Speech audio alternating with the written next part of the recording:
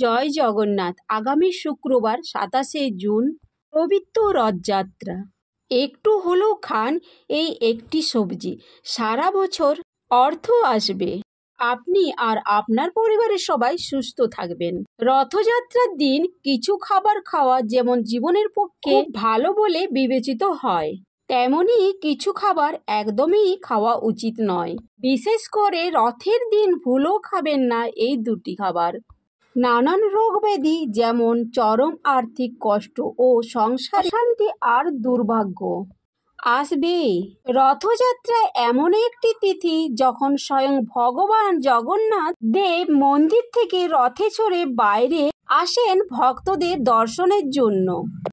এর থেকে বোঝা যায় যে ভগবান নিজেই তার ভক্তদের কাছে আসেন, যারা হয়তো মন্দিরে যেতে পারেন না বা অসুস্থতার জীবনে আটকে পড়েছেন। এই কারণে রথযাত্রাকে বলা হয় ভগবানের প্রকাশের উৎসব। রথের দড়ি টানা মানে নিজের অহংকার, ইচ্ছা ও মোহকে পরিত্যাগ করে ভগবানের পথে আত্মসমর্পণ করা। যে ব্যক্তি ভক্তি ভরে রথ টানেন, বিশ্বাস করা হয় তিনি জীবনে অনেক বন্ধন থেকে মুক্তি পান। রথ টানার সময় হৃদয়ে ভগবানের নাম থাকলে তা হয়ে ওঠে মুক্তির সেতু। ভগবান জগন্নাথ দেব শুধু এক আদর্শ বা দেবতা নন, তিনি হচ্ছেন আপনজন, যিনি মাটির ঘ্রাণ জানেন, মানুষের ভালোবাসা বুঝেন। পুরী জগন্নাথ দেবের নির্দিষ্ট সম্প্রদায়ের বাইরে প্রবেশ নিষেধ। রথযাত্রার দিন সব জাতি, সব ধর্মের মানুষ একত্রে রথ টানতে পারেন। এটি ভগবানের করুণা এবং সকলের প্রতি তার সমান দৃষ্টিভঙ্গির প্রতীক। স্কন্দপুরাণ ও ব্রহ্মপুরাণে বলা হয়েছে, আষাঢ় শুক্লপক্ষের দ্বিতীয়া তিথিতে ভগবান জগন্নাথ, বলরাম ও সুভদ্রা দেবী মন্দির থেকে বের হয়ে গুন্ডিচা মন্দিরে যান। রথযাত্রার দিনে ভক্তি ভরে ভগবানের নাম জপ করলে শতপুণ্যের ফল লাভ হয়। কেউ যদি এই বিশেষ দিনে রথ টানতে পারেন বা ভগবানকে অর্ঘ্য দেন, তার পরিবারে শান্তি ও সমৃদ্ধি আসে। এই দিনে যে কোনো শুভ কাজ বা পুজো অর্চনা অথবা স্নান দান ইত্যাদি করলে তা বহুগুণ বেশি ফলদায়ক হয়। জ্যোতিষশাস্ত্র মতে শনিদোষ, বাস্তুদোষ ও গৃহদোষের প্রতিকার এবং দান করার জন্য রথযাত্রার দিনটি বিশেষভাবে উল্লেখযোগ্য। নমস্কার বন্ধুরা, আজকে নতুন পর্বে আপনাদের সকলকে স্বাগত জানাই। আমি পিঙ্কি, আমার পিঙ্কি গ্লোবাল লাইফস্টাইল চ্যানেলে আপনাদেরকে অনেক অনেক স্বাগত। আশা করি বন্ধুরা আপনারা ভালো আছেন এবং সুস্থ আছেন। আজ আমরা জানবো স্বয়ং ভগবান কৃষ্ণের বলা রথযাত্রা দিনে কি করবেন এবং কি করবেন না, এবং রথের দিন কোন খাবার খাওয়া অবশ্যই উচিত। এই দিনে যে খাবারটি খেলে সারা বছর অর্থ আসবে আর আপনি আর আপনার পরিবারে সুস্থ থাকবেন। এর সঙ্গে আমরা জানবো এই দিন কোন কোন খাবার খাওয়া উচিত নয়। বিশেষ করে এই দিনে কোন দুটি সবজি খাওয়া একেবারে উচিত নয়। এই দিনে যে নিষিদ্ধ সবজি বা খাবারগুলি খেলে জীবনে ঘনিয়ে আসতে পারে চরম আর্থিক কষ্ট এবং পরিবারের সদস্যদের লেগেই থাকবে নানান রোগ ব্যাধি। সারা বছর আয় উন্নতি কমে যেতে পারে, সংসারে নেমে আসতে পারে চরম দুর্ভাগ্য। আপনি রথযাত্রার দিন কোনো ব্রত বা উপবাস বা করুন বা না করুন, কিন্তু এই দিন অবশ্যই শাস্ত্র অনুসারে আহারে নিয়মগুলি মেনে চলুন। তাহলে আপনার বাড়ি থেকে বাস্তুদোষ দূর হবে এবং সারা বছর মা লক্ষ্মীর কৃপা থাকবে। তাছাড়াও আমরা জেনে নেব রথযাত্রার অতি প্রাচীন ও শক্তিশালী 4টি উপায় বা টোটকা, যেগুলি আপনার সংসারে আয় ও উন্নতি বৃদ্ধি করবে। বন্ধুরা, রথযাত্রা একটি পবিত্র ও ঐশ্বরিক দিন যখন ভগবান জগন্নাথ দেব তার ভক্তদের মাঝে আসেন রথে চড়ে। শুধু একটি উৎসব নয়, এটি আধ্যাত্মিক সাধনার একটি সুযোগ। তাই বিশেষ কিছু কাজ করলে জীবনে পূর্ণ শান্তি ও উন্নতি আসে এবং কিছু কাজ এড়িয়ে চলা উচিত, যাতে আধ্যাত্মিক ফল নষ্ট না হয়। বন্ধুরা, পুরীধামের রথযাত্রার দিন প্রভু জগন্নাথ ভগবান তার ভ্রাতা বলভদ্র এবং ভগিনী সুভদ্রা রথে চড়ে 7 দিনের জন্য গুন্ডিচা মন্দিরে যান। আবার উল্টো রথের দিন দেবতারা মূল মন্দিরে ফিরে আসেন। এই যাত্রা কেবল ভগবানের নয়, এটি ভক্তদের এক আধ্যাত্মিক যাত্রা।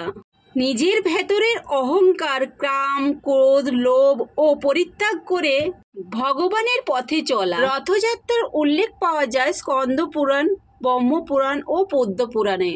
ভগবান কৃষ্ণের রূপ হচ্ছেন ভগবান জগন্নাথ। প্রতিটা রথ বিশেষ কাঠ দিয়ে হাতে করে তৈরি হয় এবং পরের বছর আবার নতুন করে রথ নির্মিত হয়। লক্ষাধিক ভক্ত দড়ি টেনে রথ এগিয়ে নিয়ে যান। প্রভু জগন্নাথ দেবের রথের নাম হলো নন্দীঘোষ। লাল হলুদ রঙের 45 ফুট উঁচু এর রথের 16টি চাকা থাকে। এর প্রতীক সুদর্শন চক্র। ভগবান বলরামের রথের নাম তালধ্বজ। লাল নীল রঙের 43 ফুট উঁচু এই রথের 14টি চাকা থাকে। এর প্রতীক গদা। এবং দেবী সুভদ্রার রথের নাম দর্পদলন। লাল কালো রঙের 42 ফুট উঁচু এই রথের 12টি চাকা থাকে। এর প্রতীক পদ্ম।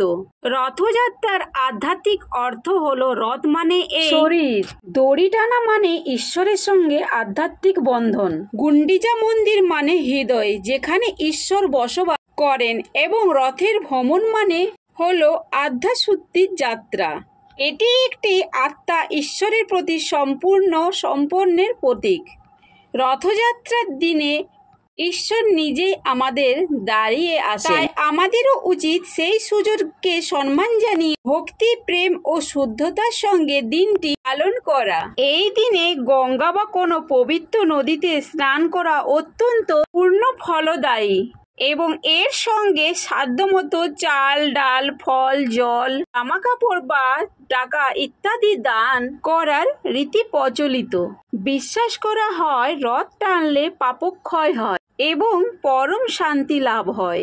বন্ধুরা, রথযাত্রার দিন নিষিদ্ধ সবজির মধ্যে প্রথমে যেটির কথা বলবো সেটি হলো পটল। এই দিন কখনোই বাড়িতে পটল রান্না করবেন না। এই দিন পরিবারের কোনো সদস্য পটল ভাজা, পটলের দরমা, পটলের তরকারি খাবেন না। শাস্ত্র মতে এই দিন পটল খেলে বাড়িতে রোগ ব্যাধি লেগেই থাকবে।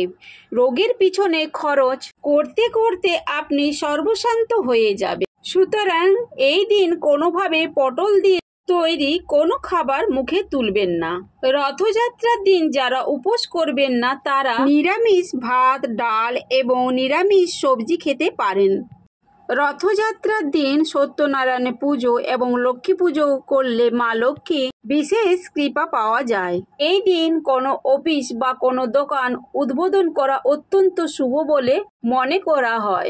এছাড়া জমি জায়গা, নতুন বাড়ি বা ফ্ল্যাট কিনা বায়না করার জন্য রথযাত্রার দিনটি খুবই শুভ। রথযাত্রার দিনটি যদি বাড়িতে থেকে পালন করেন তাহলে সকালবেলা স্নান করে শুদ্ধ বস্ত্র পরিধান করুন এবং প্রভু জগন্নাথ একটি ছবি বা মূর্তির সামনে ছোট পুজো করুন। ভোগ নিবেদন করে পরে পরিবারের সবাইকে প্রসাদ দিন। এই দিন দুপুর বেলায় নিরামিষ আহার ও সন্ধ্যায় ভক্তিমূলক আলোচনা বা গান শ্রবণ করুন। রথযাত্রার উপলক্ষে গীত গোবিন্দ গান শোনার মহাপুণ্য রয়েছে। এই দিন দ্বিতীয় নিষিদ্ধ সবজিটি হলো বেগুন। রথের দিন বেগুন খাওয়া উচিত নয়। এই দিন সকলে বেগুন পোড়া, বেগুন ভাজা এবং বেগুনের ভর্তা খাওয়া থেকে এড়িয়ে চলুন। রথযাত্রার দিন বিভিন্ন ব্রত পালনের সময় খাবারে ফল মূল, দুধ, সামা চালের পায়েস ও আলুর তরকারি কিংবা সিঙ্গাড়ার আটা বা পানি ফলের আটার পরোটা বা কিছু ক্ষেত্রে সাবুদানার খিচুড়ি খাওয়া যেতে পারে।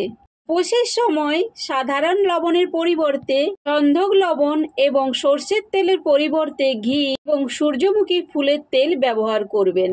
বিশুদ্ধ সিদ্ধান্ত পঞ্জিকা মতে এই দিন অর্থাৎ 27 জুন 2025 শুক্রবার সূর্য উদয় থেকে সকাল 11টা বেজে 20 মিনিট পর্যন্ত দ্বিতীয়া তিথি থাকছে। এই দিন রথ দ্বিতীয়া এবং রথযাত্রা উৎসব পালিত হবে। বন্ধুরা, এবার আমরা জেনে নেব রথযাত্রার অতি প্রাচীন ও শক্তিশালী 4টি উপায় বা টোটকা। এগুলো আপনার সংসারে আয় উন্নতি বৃদ্ধির জন্য অত্যন্ত ফলপ্রদ। রথযাত্রার দিনে ভগবান জগন্নাথকে মনে করে যদি সৎভাবে কিছু উপায় বা টোটকা করা যায়, তা সংসারে আর্থিক সমৃদ্ধি ও সুখ শান্তির পথ খুলে দেয়। প্রথম উপায়টি হলো রথযাত্রার দিন 7টি 1 টাকার কয়েন জগন্নাথের চরণে অর্ঘ্য দিন। এরপর সেই মুদ্রাগুলি একটি লাল কাপড়ে বেঁধে যে টাকা রাখার স্থানে রেখে দিন। এটি লক্ষ্মী আকর্ষণের উপায় হিসেবে ধরা হয়। এটি আয় উন্নতি বাড়ে। দ্বিতীয় উপায়টি হলো এই দিন গুড় ও তিল মিশিয়ে পিঁপড়েদের খাওয়ান। এটি করলে সংসারে আয়, দেনা ও আর্থিক বাধা কমতে থাকে।